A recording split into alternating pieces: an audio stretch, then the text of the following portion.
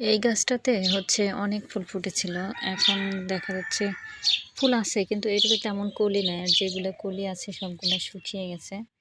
মানে হচ্ছে ফুলের এত বেশি ফুল ছিল, আলো বাতাস কম পেয়েছে বা পুষ্টি কম পেয়েছে জন্য ওই ফুলগুলা বা করতাম কলিগুলা হচ্ছে ফুটতে পারেনি। বেশি মানে ফুলের জন্য আরকি।